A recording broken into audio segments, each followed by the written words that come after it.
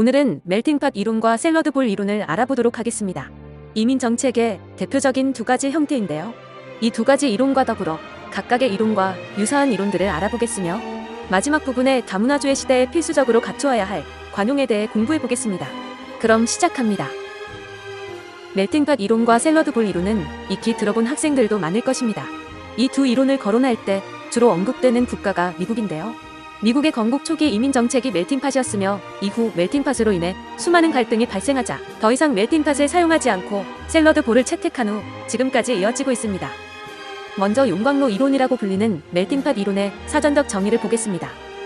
미국이라는 사회를 하나의 거대한 용광로로 보고 금, 철, 구리 등 서로 다른 여러 금속을 용광로에 넣으면 모두 녹아 하나가 되는 것처럼 수많은 이민자들을 철광 속에 비유하며 이민자들이 백인 주류 문화에 녹아들게 하는 이론이다. 비유법이 사용되고 있는데요. 미국 사회를 거대한 용광로, 수많은 이민자들을 철광석에 비유합니다. 즉, 사회를 거대한 용광로로 보고 수많은 이민자를 철광석에 비유하여 그들이 사회에 정착하는 과정에서 기존 문화에 용해된다는 것입니다. 최초에 다양한 문화권의 사람들이 미국에 와서 자신의 문화 측면을 기여하여 새롭고 독특한 미국 문화를 창조합니다. 다시 말하지만 처음부터 독특한 미국 문화가 있었던 것은 아닙니다. 청교도라 불리는 최초의 이민자들이 미국에 발을 내디딘 이후로 다양한 문화권의 사람들이 물밀듯이 밀려오면서 특이한 미국 문화가 창조됩니다. 이후 인종과 문화 등 다양한 문화를 소유한 이민자들은 먼저 형성된 기존의 주류 문화에 완전히 융화되고 동화되게 됩니다. 물론 조금씩 문화가 변해가겠지만 많은 문화권으로부터의 그들의 기여는 서로 구별될 수 없고 단지 효과적으로 함께 융합될 뿐이죠. 이 정책은 미국 초기의 이민 정책으로 사용되었으며 현재 중국에서 소수민족 문화를 중화사상 전체에 융화시키고 있는 한족 중심 정책이 용광로 이론에 입각한 대표적인 정책이라고 볼 수 있습니다. 하지만 최근에는 문화의 다양성을 존중해 여러 문화를 하나로 용해하지 않고 각각의 정체성을 유지하려는 노력이 강하게 나타나고 있어 멜팅팟은 이제 더 이상 사용되지 않고 있으며 대신에 샐러드 볼이라는 용어가 새롭게 사용되고 있습니다. 멜팅팟 이론과 유사한 이론이 동화주의입니다. 동화주의의 사전적 정의를 보겠습니다. 한 문화의 소수민족이나 이민자나 정복당한 민족, 그 외 사회적 소수자들이 지배 문화나 사회주류 문화로 동화하는 것을 장려하는 사회 구조. 샐러드 볼이라는 말로 대표되는 다문화주의와 반대인 이민 수용 정책이다. 단지 이민 정책에 국한되지 않고 조금 더 포괄적으로 사용됩니다. 즉, 한 민족이 다른 민족에 융합되고 동화되는 것을 말하지요. 한 국가 내에 공존하는 주류 문화와 비주류 문화 중에서 주류 문화를 통한 사회 통합을 목표로 하고 있습니다. 일반적으로 언급되는 동화의 기준에는 현지화 습득, 통혼, 계명 등이 있으며 특정 종교가 주류인 나라라면 그 종교로 개종하는 것도 포함됩니다. 예를 들어 외국인이 한국인과 결혼하여 낳은 아이에게는 물론 외국 혈통이 섞이겠지만 그렇다고 그 아이가 자동적으로 외모와 똑같이 외국의 언어와 문화를 물려받는 것은 아닙니다. 어느 정도 학습할 수는 있겠지만 다수의 한국인 사이에서 살아간다면 그러한 요소는 쉽게 잊혀지고 맙니다. 만일 동화되는 민족이 열등하고 뒤떨어진 민족이며 동화시키는 민족이 우월하고 문화적으로 발전된 민족이라면 열등한 민족이 문명화된다는 긍정적 이점이 분명히 있습니다. 하지만 이로 인해 자민족의 언어와 문화가 소멸된다면 이는 자민족의 정체성 상실이라는 부정적 효과를 낳을 수도 있겠지요. 멜팅팟과 동화주의가 힘을 잃기 시작하면서 자연스럽게 무게의 중심은 샐러드 볼로 이동합니다. 샐러드 볼에서 볼의 스펠링은 BALL이 아니라 BOWL입니다. 즉, 공이 아니라 그릇이라는 뜻이지요. 미국의 미식축구 경기인 풋볼의 챔피언 결정전을 슈퍼볼이라고 부른다는 건 다들 알고 있겠지요. 이때도 스펠링은 BOWL입니다. 따라서 슈퍼볼이라고 발음하는 게 옳습니다. 왜 볼이 아니라 보울인지는 각자가 네이버를 검색해보기 바랍니다. 먼저 샐러드 볼 이론의 사전적 정의를 보겠습니다. 국가라는 큰 그릇 안에서 다양한 문화들이 각자의 고유한 특징을 가지고 샐러드처럼 함께 어울리는 것을 목표로 하는 이론이다. 그러므로 문화적 다양성을 인정하고 장려한다. 패밀리 레스토랑에서 즐겨 먹는 샐러드와 같이 샐러드 볼은 각자의 고유한 특징은 살린 채 여러 민족의 문화가 하나의 새로운 문화를 만들어가는 것을 의미합니다. 멜팅팟에서는 고유의 문화를 발전시켜 나가되 각각의 구별된 특성은 인정되지 않았지만 샐러드 볼에서는 각각의 독특한 특성이 구별됩니다. 다시 말해 새로 도착한 이민자들이 용광로 모델처럼 그들 문화의 독특한 면을 잃지 않고 그들의 문화를 지속적으로 보존하는 것을 의미하죠. 샐러드에 들어있는 재료들이 여전히 식별 가능하면서도 샐러드 보울의 전반적 구성에 기여하는 것처럼 각 문화의 독특한 특성은 더 큰 미국 사회에서 여전히 확인 가능합니다. 종합하자면 샐러드 보울 이론은 문화적 다양성을 인정하자는 이론으로 국가라는 큰 그릇 안에서 다양한 문화들이 각자의 고유한 맛을 가지고 샐러드처럼 함께 어울리는 맛을 만들어 나가는 것을 뜻합니다. 따라서 다양한 문화들의 독립성과 공존을 중시하며 미국과 호주 등 이민자가 많은 나라에서 1970년대에 등장해 활발히 논의되면서 세계적인 개념으로 자리 잡게 됩니다. 샐러드 보울과 같은 사회가 되기 위해서는 사회 구성원들이 다양한 문화들을 존중하며 문화는 상대적으로 모두 가치가 있다는 문화상대주의와 포용을 의미하는 관용을 지녀야 합니다. 조금 뒤 자세히 알아보겠습니다. 샐러드 보울과 유사한 이론으로 다문화주의, 다원주의, 모자이크 이론이 있으며 모두 문화적 다양성을 인정하자는 이론들입니다. 먼저 다문화주의의 사전적 정의를 보겠습니다. 한 국가 내에서 여러 다른 문화들이 공존하는 형태를 의미한다. 소수자의 문화, 서브컬처, 지역 문화 등에 대한 존중과 평등한 대우도 다문화주의에 포함된다. 즉, 다문화주의는 말 그대로 다양한 문화의 공존을 추구하는 이념이다. 다문화주의란 한 국가 내에서 여러 다른 문화들이 공존하는 형태를 의미합니다. 역시 샐러드 보울보다는 더 포괄적인 개념으로 모든 사람이 보편적 권리를 가지며 그들의 삶의 방식이 존중되어야 한다는 관점이지요.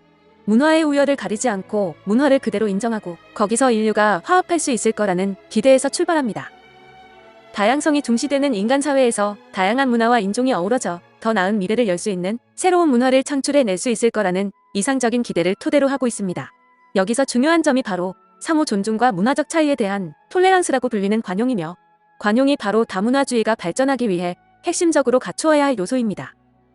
관용이 바탕이 되어야만 지배 문화와 피지배 문화, 중심 문화와 주변 문화의 서열을 없애고 다양한 문화의 차이와 다양성을 이해하고 존중하며 다양한 문화가 동등하게 공존할 수 있습니다.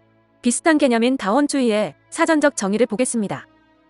사회를 구성하는 개인이나 집단의 독자적인 가치관, 이념, 목표 등을 인정하고 각각의 독립성과 자율성을 보장하는 것, 또는 그것을 전제로 하여 사회 문화 현상을 파악하고 설명하는 입장이다. 이는 개인이나 집단이 저마다 갖고 있는 가치관, 이념 또는 추구하는 목표 등이 서로 다를 수 있다는 것을 인정하는 견해입니다. 권력 엘리트에 의하여 지배되는 획일주의를 배격하고 각 분야의 자율성을 인정하며 산업화로 인한 경쟁과 갈등은 협력과 타협을 통해 민주주의적으로 해결합니다.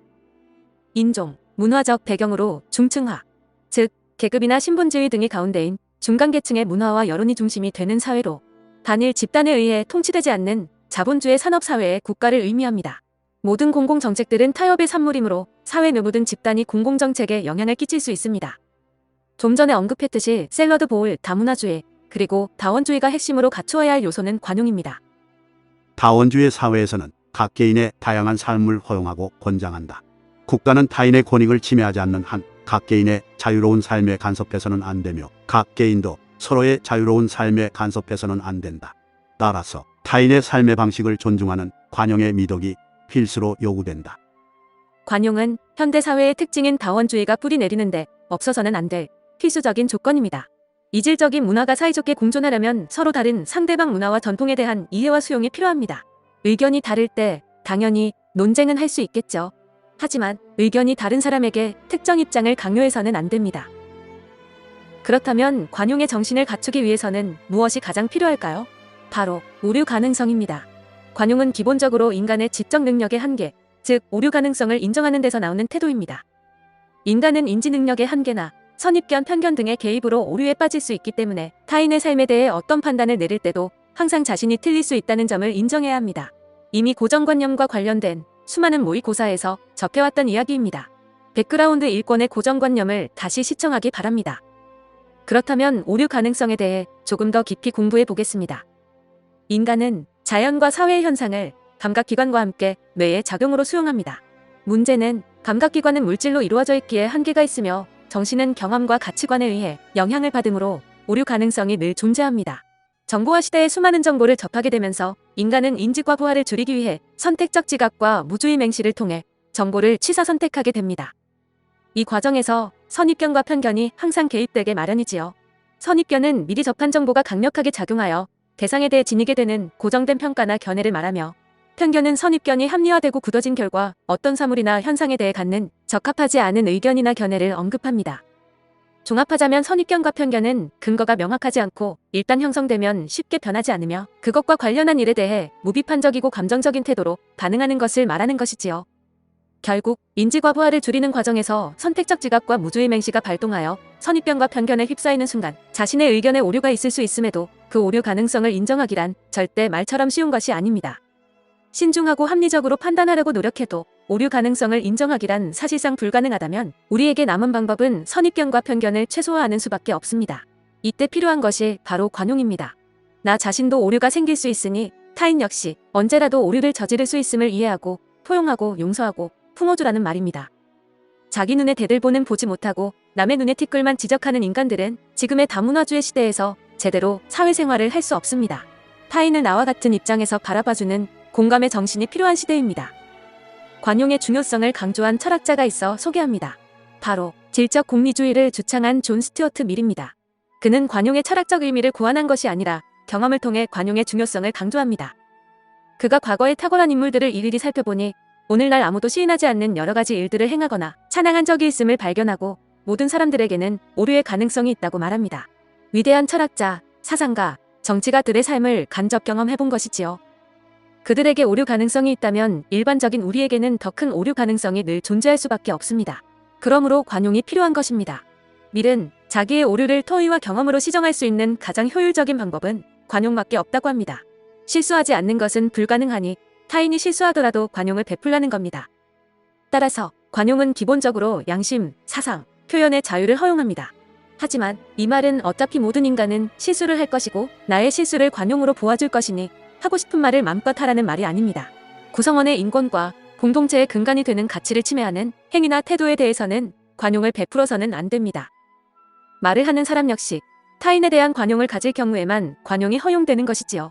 즉, 상호 호혜적 관용을 말하는 것입니다. 미래 자유론에 수록된 문장을 잠시 보겠습니다. 어떤 생각을 억압한다는 것이 심각한 문제가 되는 가장 큰 이유는 그 의견에 찬성하는 사람은 물론이고 반대하는 사람에게까지 강도질을 하는 것과 같은 악을 저지르는 셈이 되기 때문이다. 만일 그 의견이 옳다면 그러한 행위는 잘못을 드러내고 진리를 찾을 기회를 박탈하는 것이다. 설령 잘못된 의견일지라도 그 의견을 억압하는 것은 그릇된 의견과 옳은 의견을 대비시킴으로써 진리를 더욱 생생하고 명확하게 드러낼 수 있는 대단히 소중한 기회를 놓치는 결과를 낳는다. 사자성어 하나를 공부하고 마치겠습니다. 다양한 문화의 조화와 공존은 문화적 정체성에 관한 문제와 직결됩니다. 따라서 자문화 중심주의는 잘못된 정체성을 의미하며 문화 사대주의는 그 정체성조차 상실됨을 의미합니다. 인류의 문화적 전통은 인류가 오랜 세월 동안 겪어온 생활 경험과 생활 방식의 총체이며 우리라는 동질성을 부여해주고 문화적 정체성을 확립하는 근거로 작용해왔습니다. 하지만 현대에 이르러 문화의 정체성은 다소 변화하게 됩니다. 이유는 다문화주의 때문이지요. 따라서 현대적 의미의 문화 정체성은 다음의 두 가지를 결합하는 것입니다. 첫째, 다른 문화와 구별되는 우리라는 울타리를 쳐 다른 문화와 구별되는 독자성을 지녀야 하며, 둘째, 일상에 융해되어 흡수된 외래 문화를 수용하여 타문화를 통해 자문화를 넓혀가는 상호성이 필요하다. 바로 화이부동의 자세가 필요합니다. 화이부동의 사전적 정의를 보겠습니다. 군자는 남과 잘 어울리지만 똑같이 따라하지는 않고, 소인은 남과 똑같이 따라하지만 어울리지 못한다. 여러분 모두 군자가 되길 바랍니다. 영어로 최종 정리하겠습니다. 따로 설명은 하지 않겠으니 영상을 자세히 보면서 의미를 잘 되새겨 보기 바랍니다. 수고하셨습니다.